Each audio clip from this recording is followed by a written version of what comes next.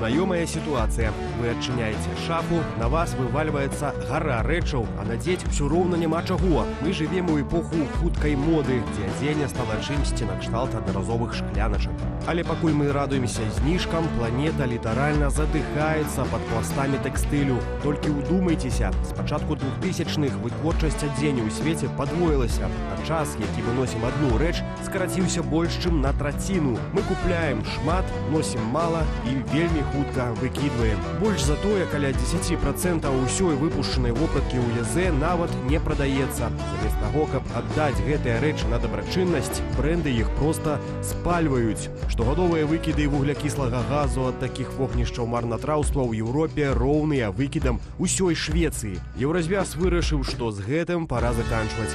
Ужо сёлета з ліпеня буйным кампаніям афіцыйна забароняць знішчаць непрададзенае адзенне і абутак. Цяпер брэндам прыйдзецца думаць пра перапродаж ці проста бясплатную раздачу тавараў. Бо пакуль мы супакойваем сумленне, адносячы старое адзенне ў боксы для дабрачыннасці, рэальнасць застаецца суровай. Вялікая частка гэтага сэканд-хэнду едзе ў Кенію ці Танзанію, дзе палова рэчаў аказваецца звычайным сметнікам. То бок мы проста ператварылі іншыя краіны ў сваю гіганцкую сметніцу. Што можам зрабіць мы? Па-першае, зразумець, што якасць – гэта і ёсць сапраўдная эканомія. Дарагія, але моцныя джинсы абыдуцца танней за аднаразовыя, калі падлічыць кошт кожнага выхаду ў свет. Па-другое, варта згадаць, што рамонт адзення – гэта зноў модна. Маленькая латка ці новыя гузікі могуць падарыць рэчы другое жыццё. Памятайце, самая экалагічная рэч – гэта тая, якая ўжо ёсць у вашай шафе. Мода прыходзіць, а мільёны тонн тэкстыльных адкідаў застаюцца нашым дзецям. Памятайце пра гэта. І вось вам адразу такая лічба. Сярэдні еўрапеец купляе больш за 40 адзінак адзення штогод. Цікава, вось, а колькі купляюць беларусы? Мы пытаем пра гэта нашых гледачоў. Напішыце, калі ласка, у каментарах, колькі адзінак адзення вы купляеце. Шкарпэткі гэта, так, без бялізны, але калі лічыць шкарпэткі, напрыклад, то гэта адзіная адзінка, не два. Напішыце, дарэчы, цікава. Вось я учора лічыла, колькі Дзеніс набывае, і вось як сапраўдны еўрапеец. Але цікавая інфармацыя. З вялікай колькасцю непрададзенага адзення ў еўразвязе вырашылі змагацца. З 19 ліпеня гэтага года набывае моц закон, што забараняе брэндам знішчаць і выкідваць адзенне. І вельмі цікава, як гэта паўплывае на індустрыю, і, мабыць, беларускі сэконд-хенд набудзе новыя вось гэтыя папаўненні. І пра гэта, і пра ўсю гэтую імавернасць мы сёння будзем разбірацца.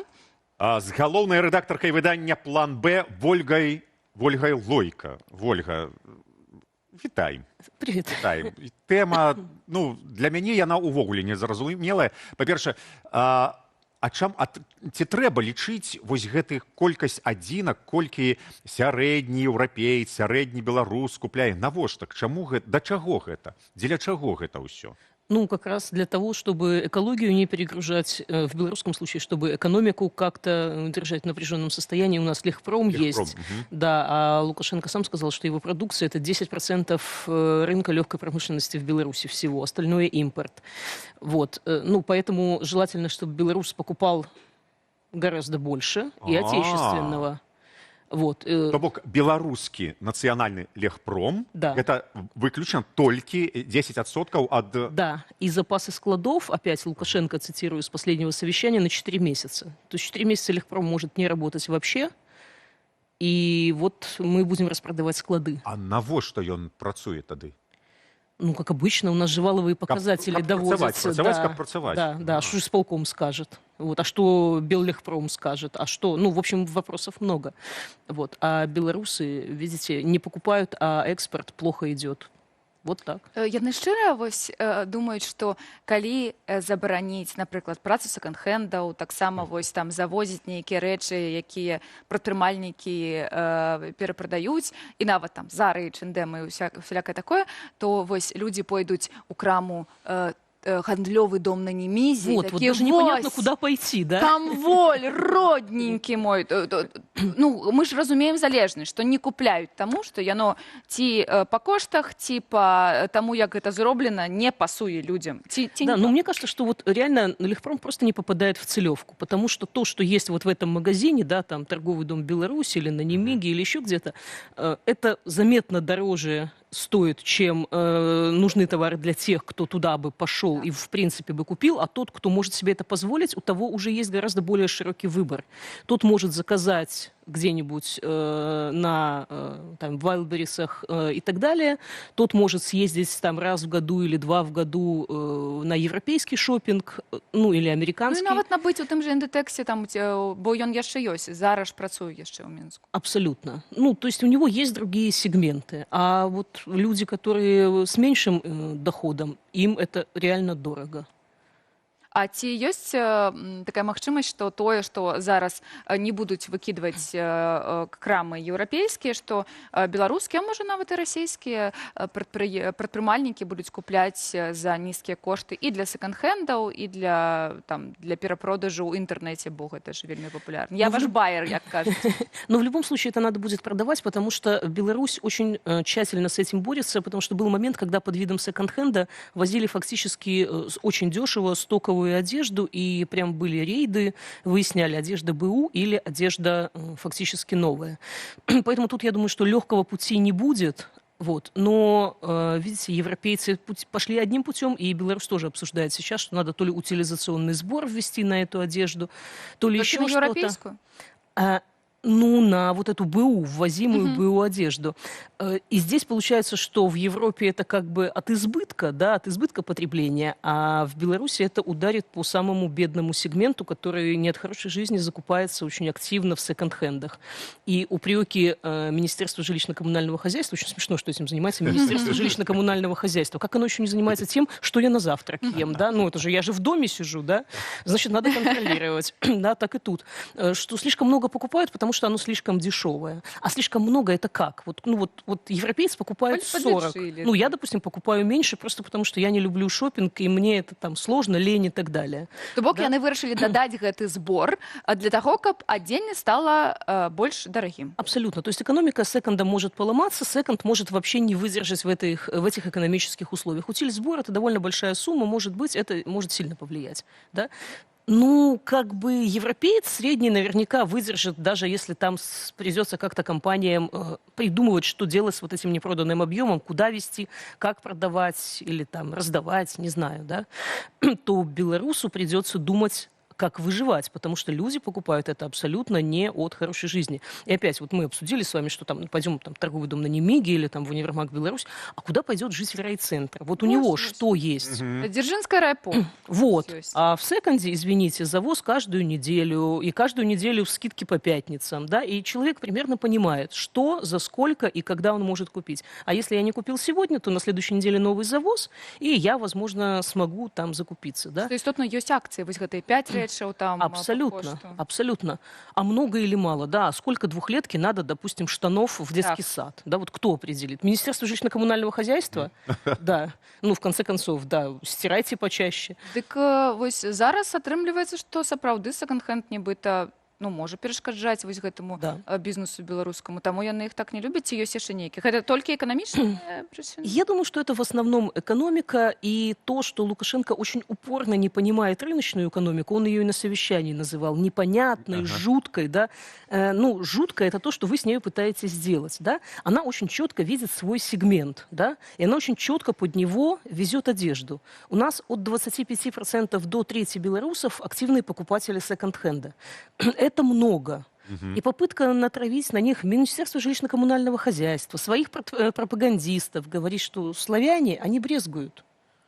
Чем славяне брезгуют? У нас все улицы выросли в одних штанах, да, и ничего. А шуба цигейковая передавалась из поколения в поколение и по всей улице, да. Ну, как бы о чем вы говорите вообще? И нет хорошей же жизни. От прадедаў спакон веков не засталася спадчына. Ну, глядзіце, атрымліваецца, калі павязуць увесь гэты секонд-хенд у Беларусь, атрымліваецца, што Беларусь можа пераўтварыцца у такую, прабачце, сметніцу. куды ўсё вось гэтае на табе... Так, можа, ўжо не павязуць, калі будуць такія кошты. Во-первых, да. Я подкреслю, что в гэтым выпадку я на боку Лукашенки. А во-вторых, вопрос, что повезут. Да? Ну, они же тоже везут не для того, чтобы закапывать, а везут для того, чтобы продать по той цене, по которой покупают. Ну, если у вас люди за копейки готовы скупать европейскую БУ одежду, вы посмотрите, что не так с вашей одеждой. Сколько у вас есть, допустим, брендов, предлагающих недорогую детскую одежду, дорогую детскую одежду и очень дорогую детскую одежду, да? Вот мы с вами... Дорогая и, и вельми дорогая. Мы с вами прилетим в Лондон, да? Мне дадут 100 фунтов, вам 1000, а вам 10 тысяч, да? И скажут, одеть ребенка вот на сезон, да? И каждый из нас справится со своей задачей, потому что есть дешевые марки, где можно за копейки одеться, можно вообще написать, как есть везде эти винтеды, улицы, куфоры, где можно там отдам комплект одежды летней на 2-летнего мальчика, да? Килограмм. Самовывоз. Абсолютно, самовывоз, именно, да, и такого очень много. То есть можно даже даром одеть там ребенка, ну, там, лет до 5, 6, 7. Я одену за 100, вы оденете за 1000. Это будет, естественно, разного уровня одежда, но все европейцы примерно понимают, куда им идти, с какими деньгами и так далее. А давайте в белорусском райцентре, не будем уже брать деревню, да, скажем, вот возьмите и оденьте в отечественное. Мне даже любопытно, этот человек поедет в Минск, этот человек поедет в какой-то, ну, прям областной центр, там будет, видимо, вот в этом универмаге копать. Это калі ёсць універмаг. Это, да, если есть. А ва універмаге кірмаш? Да. Адмысловы кірмаш до 1 заметьте, вересня. мы все втроем будем в одном и том же универмаге так, искать подороже одежду, подешевле одежду, какую-то, может, там... А может, я такая стоять. вся инстаграм-мама, и мне надо прям Дольче Габбана, ребенку. Белорусский аналог Дольче Габбана, да? Они говорят, нету, носи, что есть. А я хочу. Для подороже, да? Кровиночки своей, да? Вот, ну, есть же люди, которые любят там более дорогую одежду и обувь, да? Ну, вот... Поедут, это же не запрещено. Поедут у Милан. А вось вы сказали, что... О, поедуць, калі візу дадуць. Ты поедуць. А вы сказали, что вось нават была проверка про тое, что ці прывозяць секонд-хенды ў Беларусь, як кажуць, былое у ужыванні адзенне, ці ўсё ж таки новае. Я вось разумею, калісьці была я ў секондах, і у Европе вось з вінтедаў набываю, напрыклад, тое, што было ў ужыванні. Але ну, некаторыя рэчы сапраўды новыя. І як вось гэта, як гэта правяраецца, і ці ёсць нейкі зараз беларускі закон? Ну, я думаю, что там есть и процент какой-то одежды, который может быть там фактически с этикеткой, потому что действительно одежду с этикеткой достаточно часто кидают, там не подошло, или там вырос ребенок, или, ну, всякое бывает, да? Просто кинуть в эту контейнер с БУ одеждой. Ну, если у тебя все товары с этикетками, то возникает, конечно, вопрос. Если у тебя, допустим, одного там, наименование одежда есть там в 3 ростовках и в 6 размерах, ну, это сток, получается. Поэтому тут тоже, и это облагается другими пошлинами, естественно. Поэтому тут понятно, что государство должно искать баланс с теми, кто торгует секондами, но главное, это вот эта целевая аудитория. Главное понимать, что, ребят, вы оставите без одежды тех людей, которые уже за еду тратят больше трети своего дохода. Это очень много. По европейским меркам это катастрофически много. И вы их же пытаетесь заставить еще все остальное отдать фактически за одежду. При том, что в Европе там коммуналка стоит дорого, лечение стоит дорого, но одежда не стоит фактически ничего. Если ты хочешь одеваться даром, это не настолько сложно, и можно выглядеть очень даже симпатично. Зразумела. Хочу, каб было так, каб на проспекте Гуччи, Беллегпром, Дольче Габбана, Мілавіца, і Беларусь такі разгублена стаіць і не ведае, куды пайсці. Там все добра, і там все добра, і грошы ёсць. Вось абсолютно. идеально. Послушайте, ну ведь любому человеку надо разная одежда. Да? Я, допустим, прикольную майку куплю в Марк Формелле, где-то там у меня Black Tie, мне надо может, где-то и Гуччи что-то прикупить, да, а где-то, ну, люди одеваются в разных местах, да. Ось гэта называецца свабода. Так, але таксама эканоміка, бо гэта все нашы разважанні таксама разбіваюцца вось аб гэты там дзяржынскае райпо. Таму вось падтрымаем наш сюжэт пра экалогію. Набывайце тое, што камусьці не падышло. Напрыклад, я учора эфір вела ў 3 рэчах, якія я набыла з рук, як кажуць, бо яны не падышлі па памеру камусьці. Вось так вось. Я таксама скажу, я час ад часу нашу Каціныя рэчы. Так, мы мяняемся рэчамі, але гэта Каціныя ўжо іншая гульня. Дзякуй вялікі. Вольга Лойка завітала да нас, каб распавесці пра адзенне і пра моду, але з эканамічнага пункту гледжання.